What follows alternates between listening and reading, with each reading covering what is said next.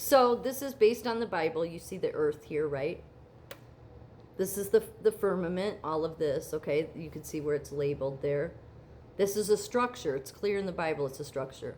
See, this is why the science was created, to come up with like, oh, we found this fossil that's 300 million years old. Yeah, they do that because it's their subtle way of like, oh, see, the Bible doesn't mean anything.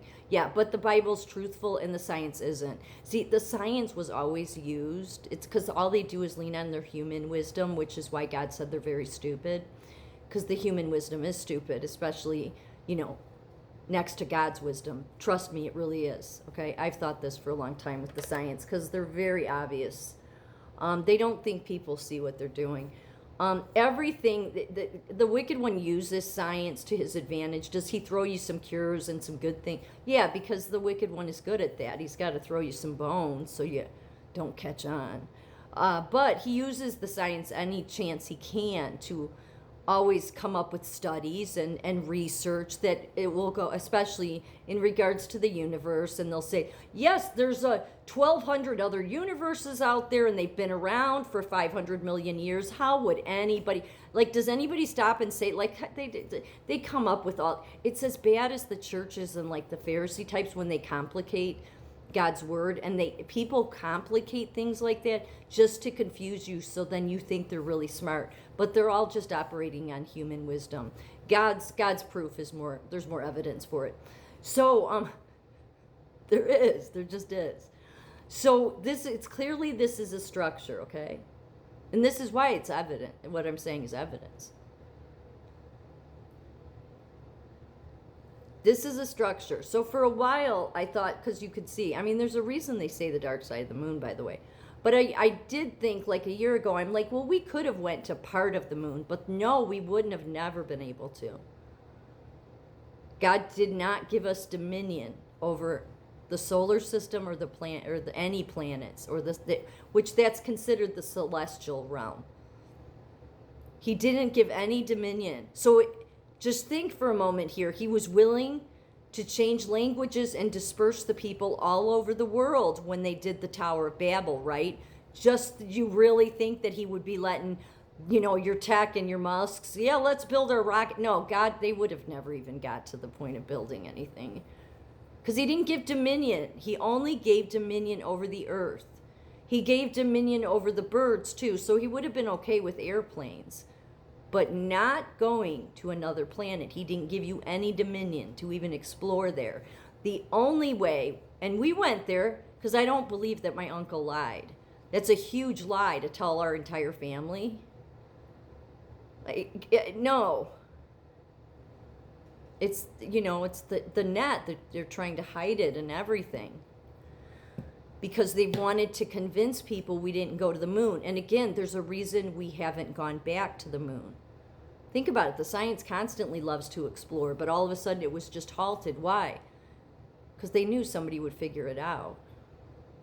They knew people that knew the Bible and understood that this is a structure, regardless what the human wisdom science says, that if you're able to travel to the moon and God's not stopping you, that means the millennial kingdom already happened, because during the millennial kingdom, likely God, who was reigning at that time, would have said, okay, now that when I came, I broke the firmament open, so now you have more access to the moon, I will allow you to travel there and explore. You see what I'm saying? That's the only way it would have been allowed. Because God actively intervenes. He does not let man just do whatever he wants. He does to a certain extent, because he'll always make fools out of like the science and stuff, and this is a perfect example. There is no way, because he gave us no dominion. He may have said it's okay for you to travel now that I came back during the second reign, during the millennial reign, and then he actually probably helped them build and have this mass technology to be able to travel there. Okay? Because I really have a hard time believing my uncle would lie about something like that. So we went there, but then you have to also ask yourself, why did we stop going there? Because somebody would have figured it out. If they hadn't stopped, somebody would have been like, how are you able to go to the moon? God doesn't give you dominion. The only way you could be going to the moon is because the millennial reign happened and the firmament was already broken open.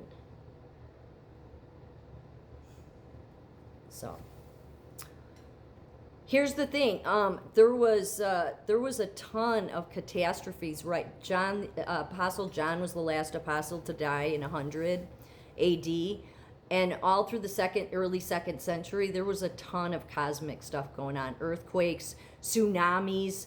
Like there was a possible tsunami in Ephesus. There was Halley's Comet in 141 AD, which they referred to as a hairy star. There was all this craziness.